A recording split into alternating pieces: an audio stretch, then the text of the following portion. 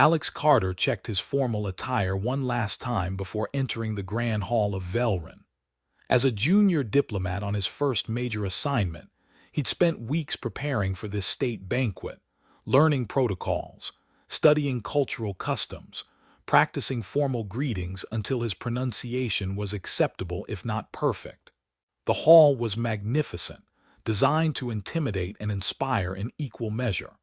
Soaring ceilings decorated with battle honors from centuries of Velrani military history. Tables arranged in precise hierarchical order radiating from a central dais where the royal family would sit. Alex found the seating chart displayed near the entrance and searched for his name. There, assigned to table 17, position 4. He memorized the table number and made his way through the filling hall, nodding politely to other diplomats and officials. Table 17 was near the back, as expected for someone of his junior rank. But when Alex arrived, he was confused. The seating marker at position 4 bore symbols he recognized from his language lessons, but they didn't quite match his name. He checked the adjacent positions. Those seemed correctly labeled for other junior diplomats he recognized. Maybe his marker was slightly different due to human names being difficult to transliterate into formal Velrani script. He'd been warned that sometimes happened. Alex sat in position 4, arranging his formal documents and trying to look like he belonged despite his nervousness. Other guests began arriving. Several glanced at Alex, then at the seating marker, then back at him with expressions he couldn't quite read. An official approached, clearly intending to speak to him, but was interrupted by an announcement that the royal family would be arriving shortly. It was only when the formal seating chart was projected on the hall's main display for reference that Alex realized his terrible mistake. He wasn't at table 17. He was at table 1, the high table, directly beside the throne reserved for Princess Kiera, and the position he occupied wasn't position 4. It was the consort's seat, the place reserved by ancient custom for the chosen partner of the imperial heir. Alex felt his blood run cold. He started to stand, preparing to quickly and quietly move to his actual seat before trumpets sounded. The royal family was entering, too late. The hall rose as one, all eyes turning to the grand entrance. The emperor and empress entered first, taking their positions with practiced dignity. Then the princes, each moving to their designated places, and finally Princess Kiera.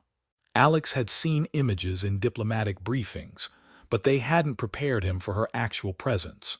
She was tall, powerfully built, moving with the controlled grace of someone who'd fought in real combat. Scars marked her visible skin, not disfiguring but clear evidence of battles survived. Her formal armor was functional beneath the ceremonial robes, and she wore her military decorations without ostentation. The sword of Velrun, the warrior princess who'd single-handedly ended the Outer Rim conflict, the heir who terrified potential suitors and enemies equally.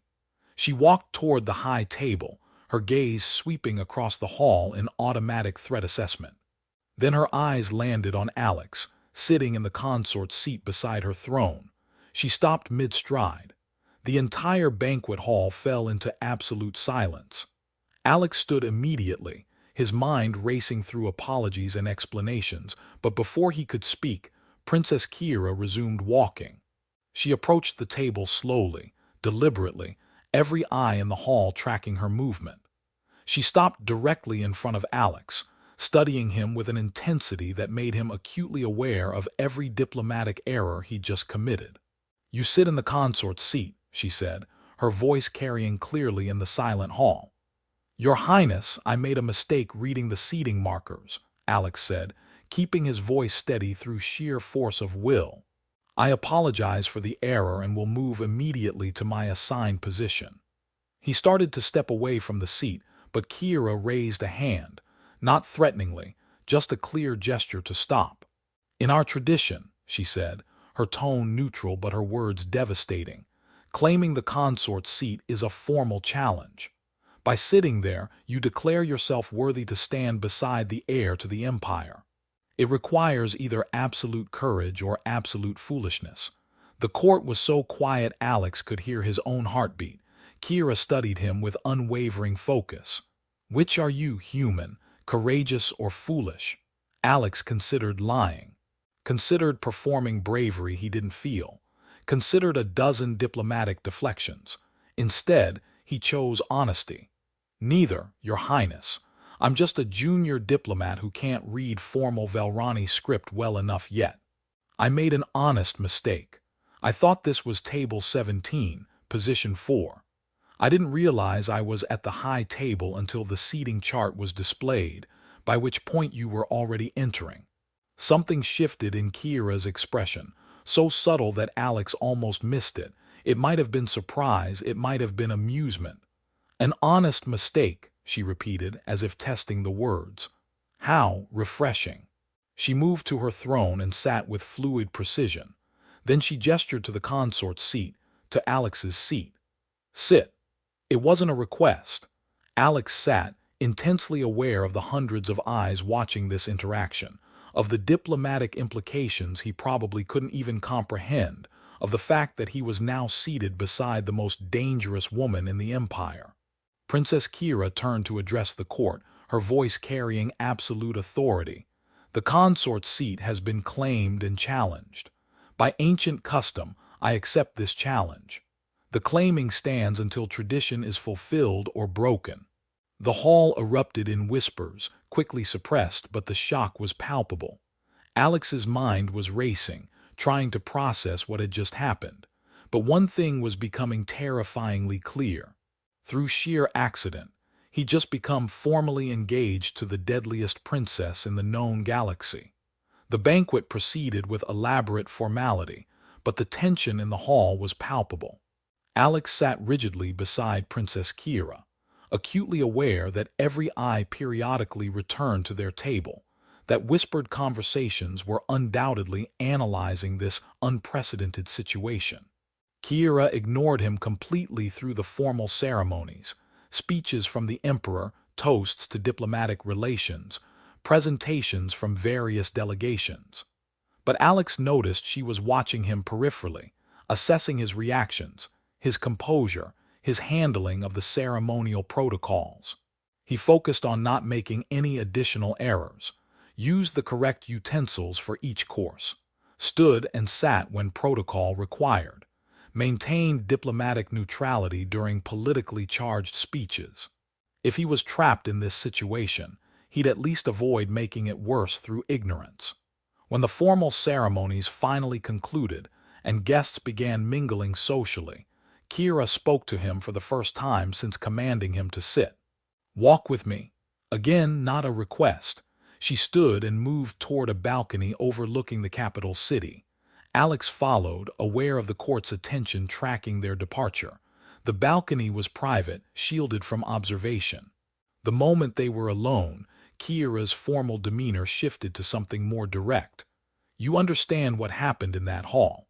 She asked bluntly. I made a catastrophic cultural error that has somehow resulted in something formal and binding. By custom, we are now formally engaged. The claiming of the consort's seat, when accepted by the heir, creates a binding betrothal that can only be dissolved through mutual agreement or formal combat. Alex processed this. I made an honest mistake reading the seating chart. Surely that's grounds for dissolution. It would be if I chose to grant it. Kira turned to face him directly. But I find myself curious. About what? About you. You sat in that seat through error, yes. But when confronted, you didn't beg for forgiveness. You didn't flee or try to deflect blame to others. You didn't perform false courage or attempt to use the mistake for political advantage. You simply told the truth with calm honesty. She tilted her head slightly. That's rare, especially from someone facing me. Would begging or fleeing have helped? No, it would have annoyed me, possibly gotten you removed from the banquet in disgrace and created a diplomatic incident between our species. Then, honesty seemed the most efficient approach. Kira's lips twitched into what might have been the beginning of a smile. Efficient. I like that. She moved to lean against the balcony railing, her posture relaxing slightly from the rigid formality of the hall. "Do you know my reputation, Alex Carter? The Sword of Velryn. You ended the Outer Rim conflict through personal combat when diplomatic negotiations failed. You've led campaigns on a dozen worlds. You're considered one of the most dangerous warriors in the Empire. And how does that make you feel, knowing you're now engaged to someone with that reputation?" Alex considered the question carefully. "Uncertain.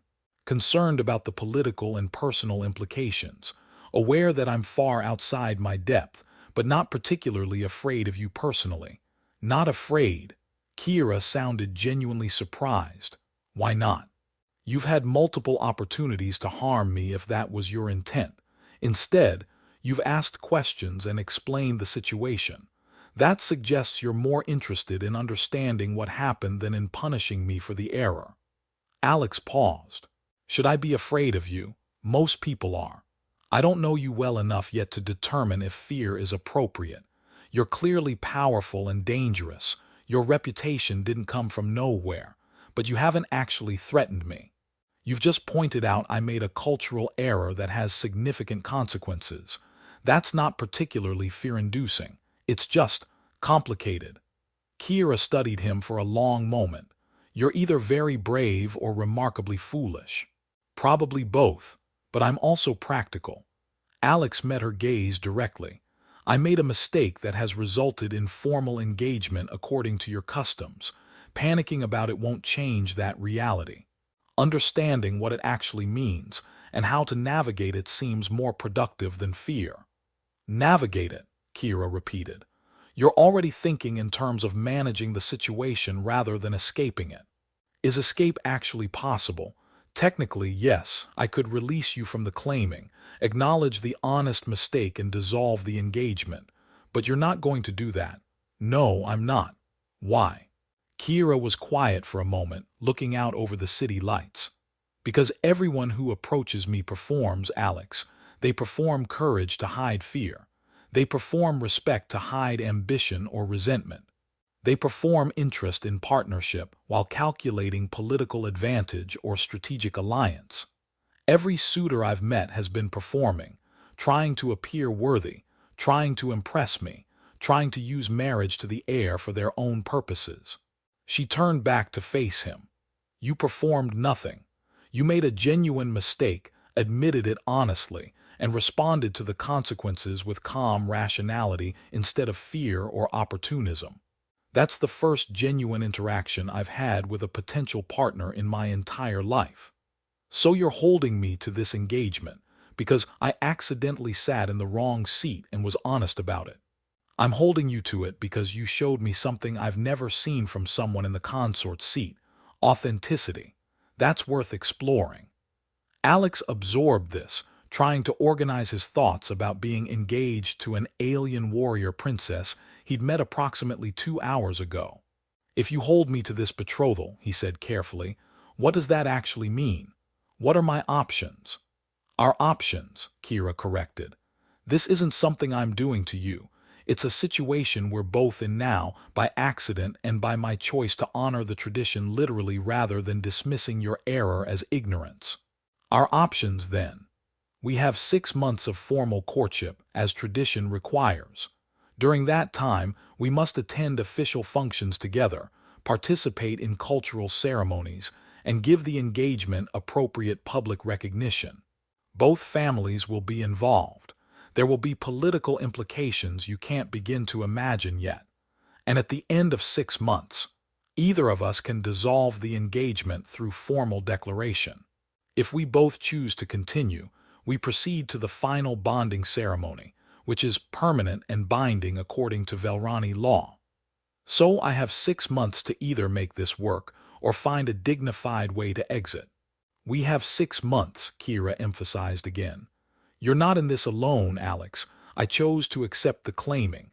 I'm as bound by this as you are, even if I have more power to dissolve it. Why would you bind yourself to this? You're the heir to the Empire. You could have anyone you wanted as a consort. Could I?" Kira's voice carried an edge of bitterness. Everyone who's been presented as a potential partner has either been terrified of me or trying to use me for political advantage. Some perform attraction they don't feel. Others perform respect while calculating how to leverage marriage to the heir for their family's benefit. Nobody actually wants to know me. They want to be connected to my title and power. And you think I'm different because I made a seeding mistake. I think you're different because, when faced with the consequences of that mistake, you responded with honest assessment rather than fear or opportunism. You told the truth even though it made you look foolish. You're analyzing the situation rationally instead of trying to manipulate it for advantage. That's not performance, that's genuine. Alex considered this. If I'm being genuine, I should tell you. I have no idea how to be a consort to an imperial heir. I'm a junior diplomat. I'm reasonably good at cultural analysis and negotiation, but I don't have the training or background for this kind of position. I don't know royal protocols beyond basic diplomatic courtesy. I've never been in a relationship that had this level of political significance. I'm probably going to make dozens more mistakes as we navigate this. I know. That's part of what makes you intriguing. Kira's expression softened slightly. Everyone else who's been presented as a potential consort came with extensive preparation, tutors teaching them how to behave around me, political advisors coaching them on what to say, family members drilling them on protocols. They arrived fully prepared to perform the role of devoted partner. You arrived prepared to observe a banquet and accidentally claim the consort's seat because you misread formal script. That's refreshingly authentic. You value authenticity that highly.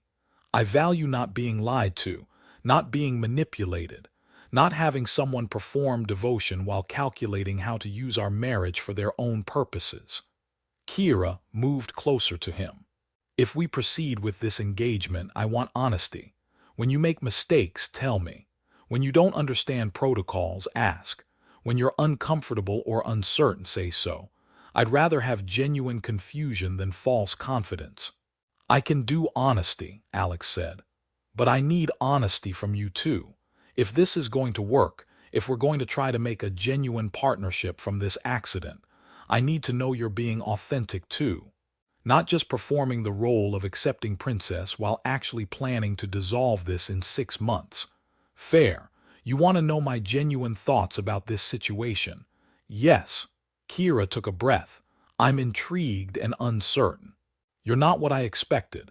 Not that I expected anyone to actually claim the consort's seat tonight. You're intelligent, surprisingly calm given the circumstances, and either very brave or very good at hiding fear.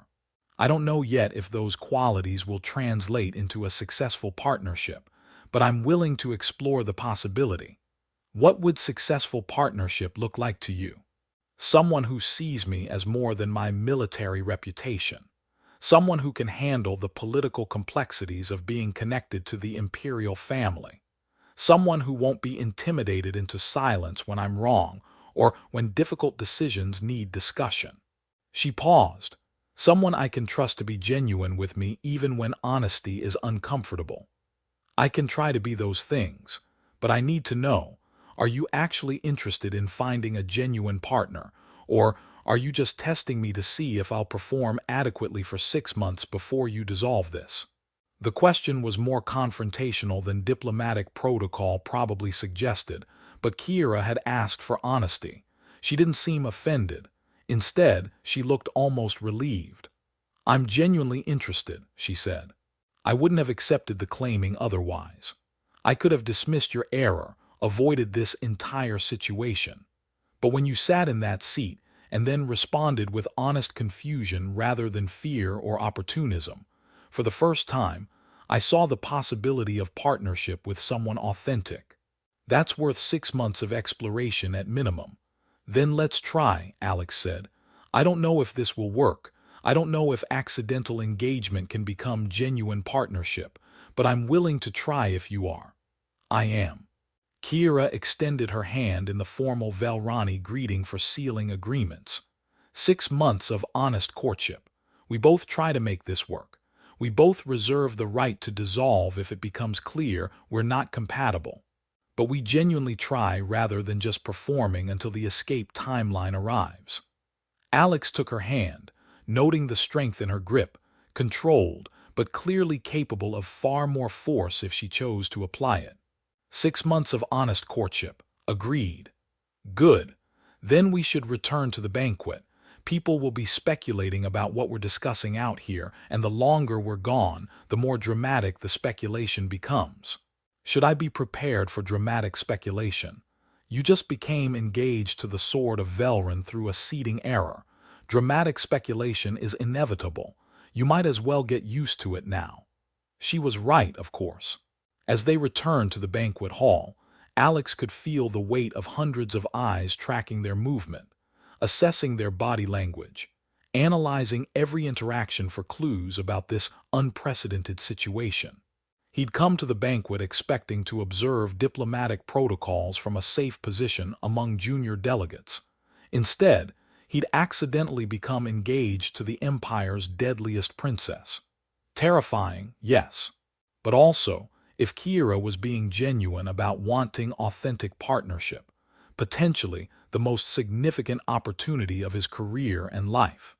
He just had to survive 6 months of royal courtship without making any more catastrophic mistakes. Looking at Kira's slight smile as they navigated the crowd together, he suspected that was going to be significantly harder than it sounded.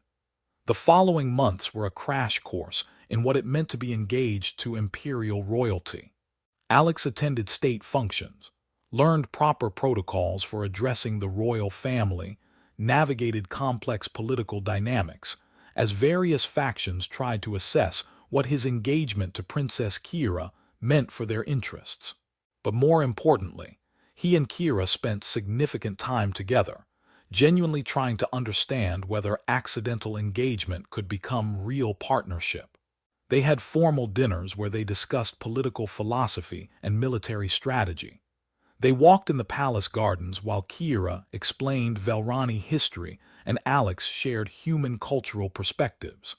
They attended combat training sessions where Kira demonstrated the skills that had earned her reputation, and Alex learned basic self-defense techniques that made her laugh at his initial clumsiness. Through it all, Alex maintained the honesty that had intrigued Kira initially. When he didn't understand court protocols, he asked. When political maneuvering confused him, he admitted it. When he was uncomfortable with the attention and scrutiny that came with being the consort presumptive, he said so. And Kira reciprocated. She explained the loneliness of being feared, the burden of carrying her military reputation, the political calculations that had defined every relationship she'd had before Alex's accidental claiming.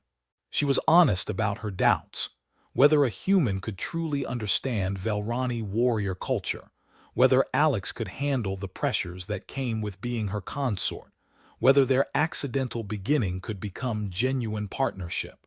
3 months into the engagement, during a private dinner in Kira's quarters, Alex asked the question that had been building. Are we making this work, or are we just going through the motions until the 6-month deadline? Kira set down her utensils and met his gaze directly. What do you think? I think we're genuinely trying. I think we've built something real over these months, friendship at minimum, possibly the foundation for more. But I also think we're both still uncertain about whether this can actually work long-term. Honest assessment. I agree. Kira leaned back in her chair. Tell me truly, Alex, if we weren't bound by the claiming, if you could walk away from this engagement without any consequences, would you? Alex considered the question carefully. Honestly, I don't know. What we've built is valuable. I care about you. I respect you. I genuinely enjoy our conversations and our time together. But I'm also constantly aware that this started as an accident, that I'm in far over my depth politically, that I'm always one mistake away from creating a diplomatic incident or embarrassing you in front of the court. Those concerns are valid, but they're not what I asked. Would you walk away if you could? No, Alex admitted. Despite the fear and the uncertainty and the constant feeling that I'm inadequate for this role, no, I wouldn't walk away. What we're building is worth the difficulty. Kira's expression softened into genuine warmth. Then let me ask differently. If you weren't bound by the claiming, if this engagement was entirely your free choice with no cultural obligation, would you choose to stay? Yes, would you? Yes. Kira stood and moved to where Alex sat, taking his hand. The claiming bound us together through accident and tradition, but what we've built over these months, that's choice. I'm choosing you, Alex. Not because custom requires it, but because you've shown me what genuine partnership could mean. You see me as more than the sword of Velryn. You challenge me intellectually. You're honest even when it's uncomfortable. You're learning and adapting rather than performing adequacy. That's worth more than any political alliance could provide. I'm choosing you too, Alex said. You're brilliant, strong in ways that have nothing to do with combat, surprisingly patient with my continued cultural mistakes. You've taught me more about courage and leadership in 3 months than I learned in years of diplomatic training. This started as an accident, but it's become real, Kira finished. It's become real. Yes. So what do we do about it? We complete the bonding ceremony, make this official and permanent.